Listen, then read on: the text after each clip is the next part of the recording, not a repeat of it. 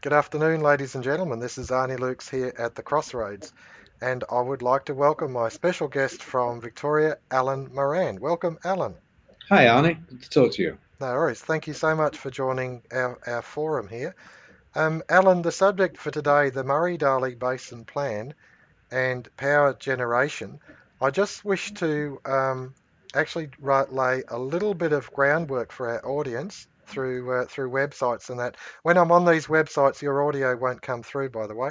So okay, we've got the website, the Basin Authority, Australian government, and then we've got a little bit of history of actually Alan Moran and his regulation economics website. And I noticed on there, Alan, that you've been a prolific writer in Cadillacsy, in the now what was the name of that? The Quadrant, the Australian, things like that. You've actually been a prolific writer about um, the Murray-Darling Basin Authority, about water, about power generation, and about the environment. Um, what has drawn you into it so that you're immersed right in it like that, Alan? Well, I think the key thing driving me isn't any specific thing like that, but it's basically government regulation. Hmm. What I see around me all the time is the cause of a great many of our ills and tribulations is caused by government interfering in marketplaces. Hmm. Uh, often with a will to do good, but usually with by granting favours to certain parties and not to others. Hmm. One can see this increasingly having a malevolent effect in terms of our living standards and in terms of some of our basic freedoms. Hmm. In more recent times, as governments have become much more preoccupied by what it calls the environment, Hmm. uh, and in particular the obsession with global warming that we've seen in recent times, which I noticed Paul Kelly in the Australian this morning mentioned that global warming was the raison d'etre, the only real issue which the Australian Greens have got, Hmm. and they are driving a lot of the agendas that we have in terms of both power and in terms of water and a great many other facets of measures that governments take to I guess harness the economy and in doing so undermine its effectiveness. Okay, Uh, that's an interesting opening salvo, Alan, because I guess there's many thoughts that I have in regard to that. You mentioned greens and pursuing environmental policies.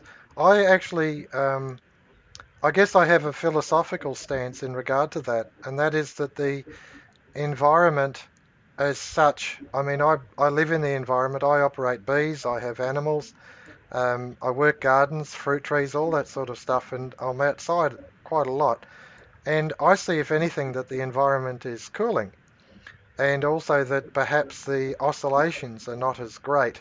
But that's only my point of view, I guess, because I'm not a scientist in it as such, observing temperature and things like that. But the fact is, some of the information I'm receiving from, if you like, lay scientists, is that the institutions, the Bureau of Meteorology and CSIRO, if anything, are becoming politically orientated rather than scientifically orientated.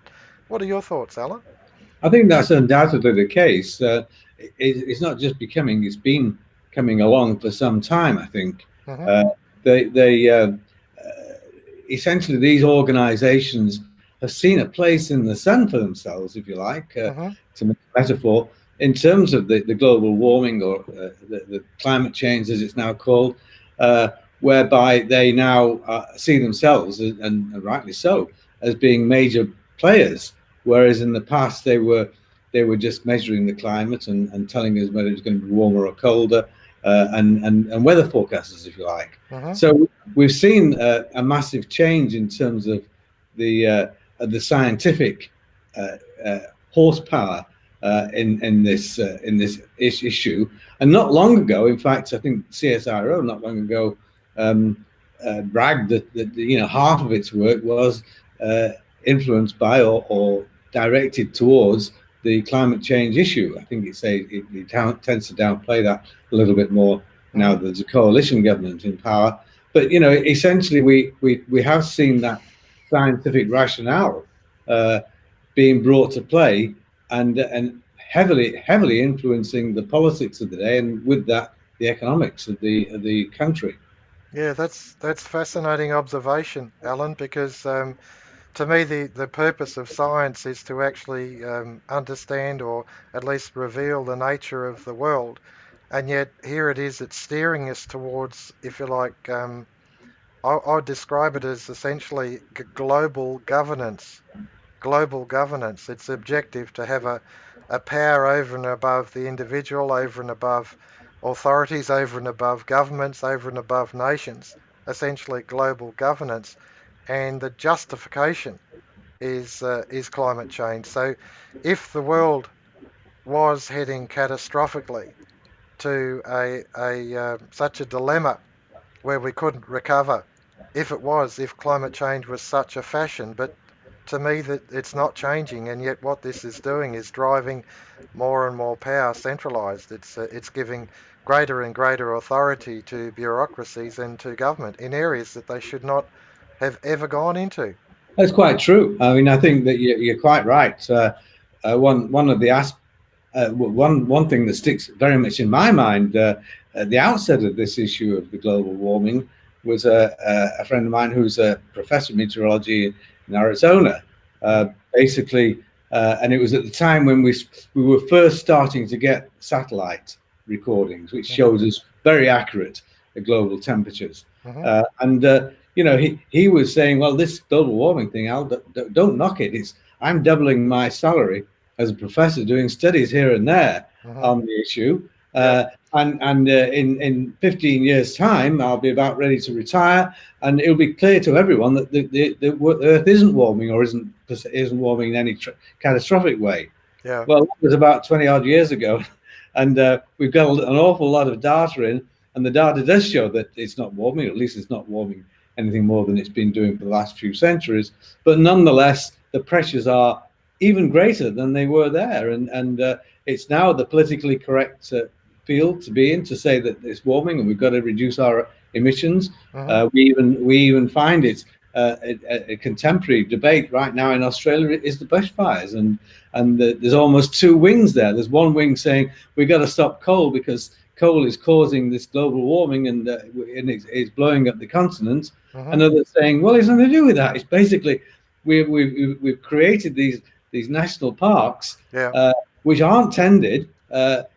Every society has tended the nature because nature can be quite raw in tooth and claw.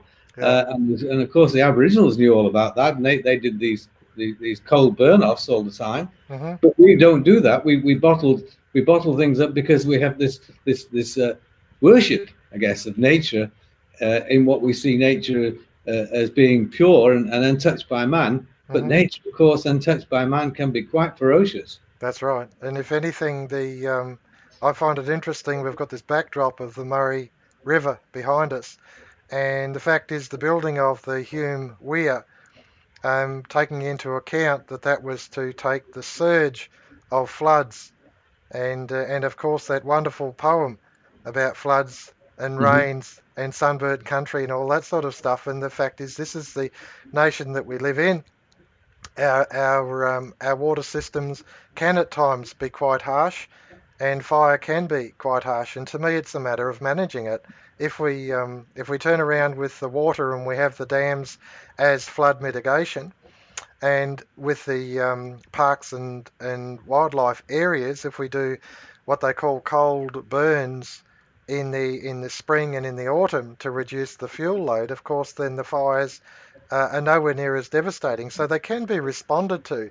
Um, the fact is that it's interesting you use the word nature, red in tooth and claw. I've recently read that in an article by a bloke called Geoffrey Dobbs. Geoffrey Dobbs was a botanist. Um, he wrote two very profound booklets. One was called On Planning the Earth. It was in regard to central planning, like what we're talking about. It was in Hmm. regard to the Tennessee Valley Authority, which, of course, ultimately not only harnessed the waterways of 6 states, but ended up if you like, centralising power generation, and then as an outworking of it, the Manhattan Project, which gave us the atomic bomb, and ultimately the hydrogen bomb. So the centralising of authority, the centralising of power, to me, when we're talking about the natural world, to me it's an unnatural phenomena to put that much authority in the hands of individuals, whether it's called the Murray-Darling Basin Authority or the Snowy Mountain Authority or whatever, or it's a central power generation authority. The idea of placing all of that authority in the hands of just a few individuals, to me, is an anathema. It's against the very nature of men, that Hmm. given an opportunity, they will exploit it for their own ends, for their own benefit, at the expense of everyone else. And so you've actually got to resist centralising, if anything. Your thoughts, Alan? I totally agree. Mm, There's two elements of centralizing. One element is, if you like, the traffic cop element, mhm, and that has an application both in electricity and in water. In other words, somebody's got to uh, administer how the electricity flows and how the water flows, but that's not quite the same as owning it. And the first thing you've got to try and do is get the ownership vested in some way with mhm, with rules on how it goes, and that's what we've had. We're moving into the water aspect. We have the Murray Darling is quite a variable river, and it's anywhere between 7,000 gigalitres a year and 70 or 80,000 gigalitres a year. mhm, So as you say, that can be droughts and floods, and mhm, indeed it's in many times in the past anyway, it was reduced to a trickle and in fact totally dry for quite long periods. So, but the key thing is, so somebody has to, once we've got dams in there and we've moderated this river system, we then have people who own the water or who own the water rights, and somehow or other they've got to be administered. So if I own 50 megaliters and whatever, and I want that in there, I transmit that request to the moderator or to the traffic cop, if you like, and he releases it. Or if it's there, if it's not there, he says it's not there, so you can't have it. mhm, So there's that kind of administration of the system, and the same thing goes with electricity. It has to move across grids and from various generators to elsewhere, and that does need a central authority of a sort. But mhm, it's a different matter with a central authority that then directs who may invest and under what circumstances may they invest, instead of just directing the flows between the user, the retail user, or even the householder, and the generator, mhm. which is quite a legitimate and necessary function, very different from any function which actually then determines who may have what. Mhm. Yeah, no, that's an interesting it's an interesting comment, Alan. I'm just trying to mull it over in my mind, because I guess the likes of the Murray Darling, you have New South Wales, Victoria, South Australia, who are directly affected, and it's not just the states, it's not just the households, it's also the irrigators. It's for our food security. You look at the now what's it called, the Riverina, Griffith, the Riverina, the Murrumbidgee, and food security, and it really is a food bowl. But at the same time, you've got significant exploitation of the asset, in that if our relationship to, if if you like, the minister is positive, then you may be favourably treated, and I think that that itself is really not right at all. I think that if the household buys water at a certain price, then that same price should be available to everybody. And it's the same with the irrigator.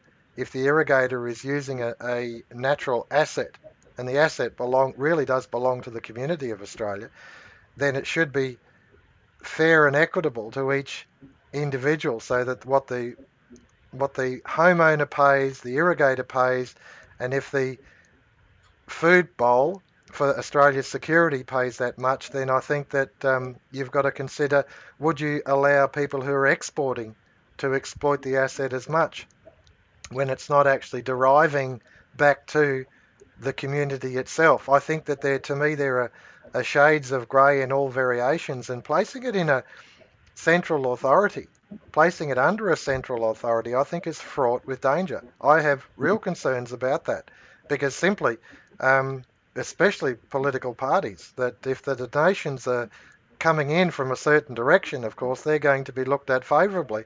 So whoever pays the political donation, the greatest, of course, gets the most favourable treatment, and I think that is so wrong.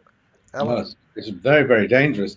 I yeah, think what happened with the river system in federation, there was an allocation between the states hmm as to who owns it or and whatever, and that allocation followed some sort of reasonable usage levels that have been going on. But the way in which it then operates efficiently is when the people who own it aren't the political parties, the states, if you like, but it's those users. hmm So there's a certain level of water going through the system, and one way or another, irrigators or domestic water suppliers uh, and even maybe environmental users are all allocated a certain amount of flow. Nobody's allocated a specific number of megaliters because you don't know how much is going through each year, but it's a share of hmm the river.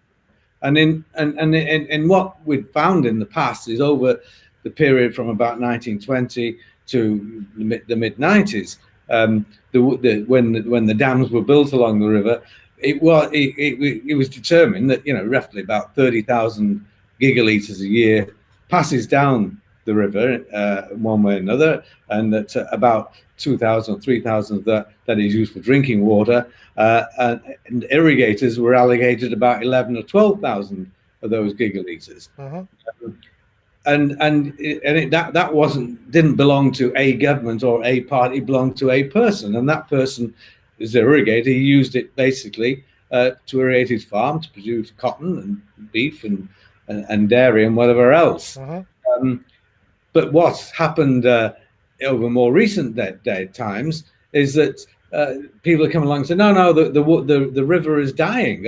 We've got to have more of this water going to environmental concerns. First of all, the issue was, oh, well, it's saline. There's a lot of salt and it's mm infusing the whole country and things.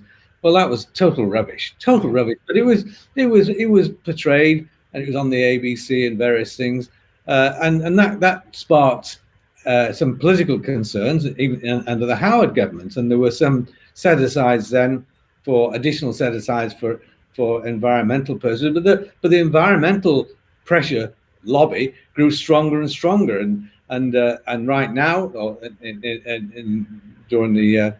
during the Red Gillard years, something like 20% of the water was taken from the irrigators, or bought from the irrigators, if you like, for mm. environmental concerns. So that was quite a big chunk of water Yeah. came from irrigators, and that has caused the distress we're seeing on the river at the present time, hmm where if you suddenly take 20% of supply, and then people can buy or sell the rest of it, the price shoots up, and we've seen the price go up 4 or 5 or 6 times Yeah. from what it was. And this is solely because of the government making a decision to take this water from irrigators and to use it for what it says are environmental purposes, which turn out to be quite unnecessary, and indeed in some cases are quite harmful, because we saw a lot of fish deaths recently as a result of excessive releases of water Yeah. No, for that's a environmental purposes. very important point, Alan. Very important point. I would highlight to the audience that to me the if you like, the confiscation or buying up of that environmental water was a 1-2 punch by Coalition and Labor. That the first was the Howard, who was responsible for separating water from the land, and then it was the second was the buying it up. So of course the people who are under financial duress, of course they'll opportunistically sell their entitlement in order to, if you like, mitigate some of their debts. So to me that was the one punch. The second punch, of course, was buying it up, and then as a consequence, we've seen the allocation to the point where some irrigators get zero. On one side of the border they get zero, and on the other side they get some, and it's all over the place. And it seems to be that the chaos that is there, and I will describe it as chaos. You used the word earlier on, malevolent. I believe it's deliberate. And the thing is that if under the basis of the chaos that is experienced, people call for greater and greater governmental interference, I think we're heading in the wrong direction. I think if anything, what we've got to do is actually look at what worked better and then directionally head back towards the what worked better when the water was tied to the soil, tied to the land, and the states would negotiate how much was actually going through. You mentioned the 90s and the significant change since then. Now, I know I've placed a maverick thought on the table, Alan, but what are your thoughts on my comment? Well, I think that's certainly the case that we've seen this colossal increase in price. Hmm. That is it. That's affected by the reduction in supply which Hmm. governments have brought about. Hmm. Um, when you say essentially, I think you're basically saying the speculators have forced up the price because you've got that divorce of the land and the water. Hmm. Um, Maybe, but essentially there was always a sort of divorce there. Hmm. Um, for decades, farmers have traded water, if you like. But Hmm. usually, the water had to be owned by the landowner as well. But farmers would go down the pub and they would buy water, essentially water rights from adjacent farmers, and then they'd just tell the regulator, the Hmm. water supply regulator, to actually divert it to this farm rather than that farm. So a transaction would take place. What we saw in the last 7 or 8 years is that that's been more formalized in a way that you no longer have to have the water on the land, the landowner. You can formally sell your water allocation without selling your land. Previously, you could do it, but it was in a messy sort of situation. You could Hmm. only do it as temporary, but now you can do it permanently, and I don't think that's going to be possible to unravel whether or not it's a good idea or not. But essentially, the key element isn't that mechanism, to my mind anyway, isn't that mechanism of the divorce of the ownership of the land and the water. The key element is really the fact that the government has reduced the amount of water by 20 or 25% Hmm. to irrigators, Hmm. and that is causing the distress which we're seeing now. And people are looking around and saying, well, one element of that distress is that they can see a lot of people who were, if you like, far-sighted, Hmm. uh, call them speculators, and they Hmm. saw that the price was going to be much better, and they offered a deal to farmers, and sure enough, they made a lot of money. Yeah. Well, so be it. That's people do that, but I don't know how you unravel it now, and that it, I'm not sure it's necessary to unravel that aspect, but Hmm. it is necessary to say, well, we've taken all this water from the farmers for no purpose. Let's give it or sell it back to farmers, and Hmm. thereby lower the price, Hmm. and thereby relieve the distress of the farmers, and also restore that situation which we had, which was a very prosperous Murray-Darling Basin, Hmm. responsible for 40% of the food of the whole of Australia, Yeah. and is now in deep distress. Yeah. Yeah. Are you aware of the Lima Declaration, where the both coalition and Labor governments have handed over our industry to third world countries under an agreement?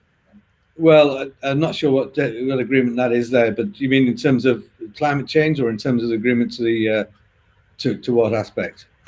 Well, I guess I've touched on the Lima Declaration. I've mentioned it, and I may have caught you unawares, so I'll just pull back from that question and ask you to strike it from the record.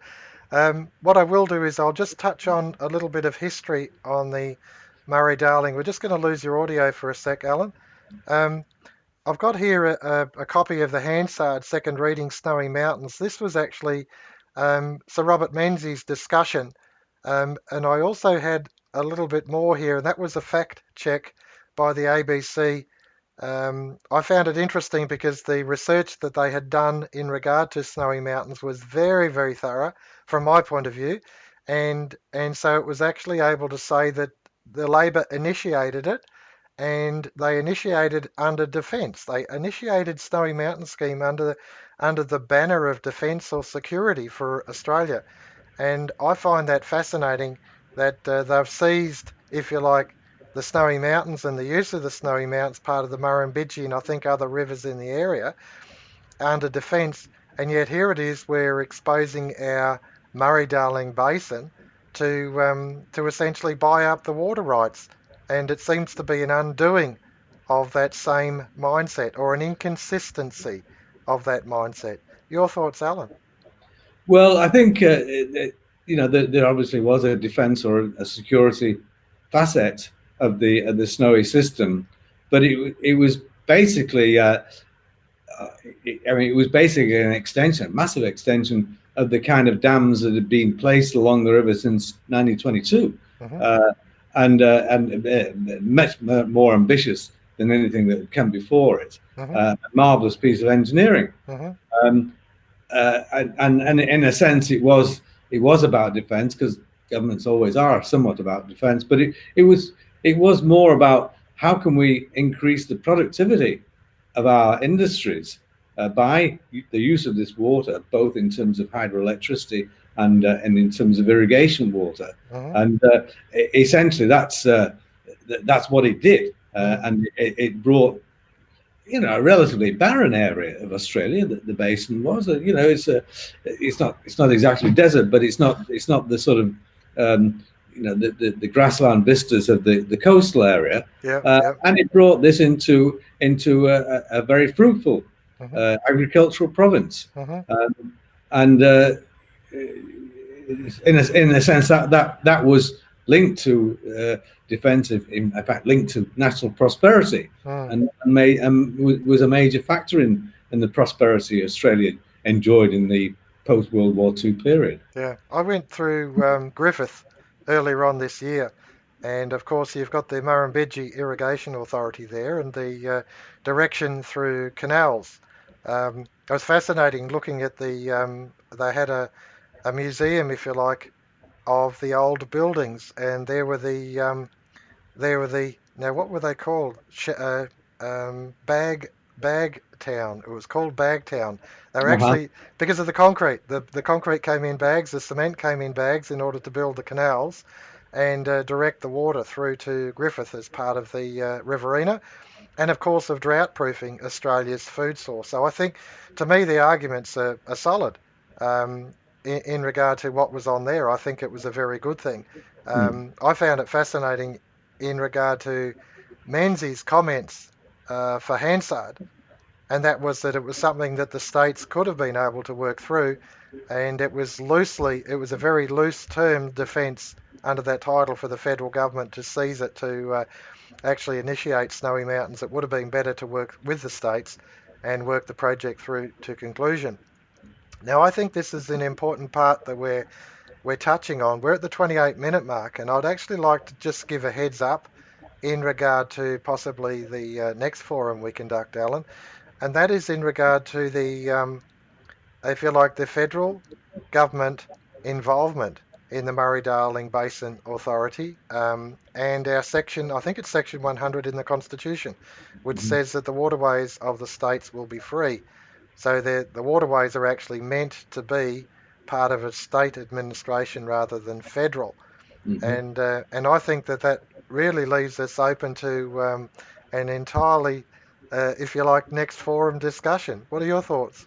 Well, I think you're dead right. It's one aspect of I guess, the imperialism of the federal system as against the states. That one Hmm. way or another, they've taken these Hmm. over rights and of rules and of opportunities, which they were never intended to take over. And they've usually used some head of power, the corporation's power, or Hmm. some foreign treaties power, or whatever else, Hmm.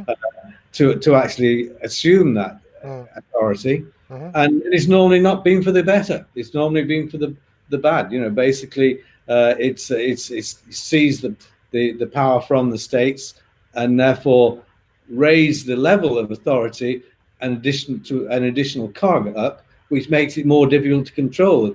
Authority is very easy to control by the people at the local level, and Mhm. easier somewhat at the state level, more and more difficult at the federal level. And you made mention of the international level, where it's very, very difficult to control that, of course. Exactly right. Yeah. No, that's. I think this is an excellent opening salvo for the Murray-Darling Basin plan and power generation. We're just on the half-hour mark. Closing comments, please, Alan.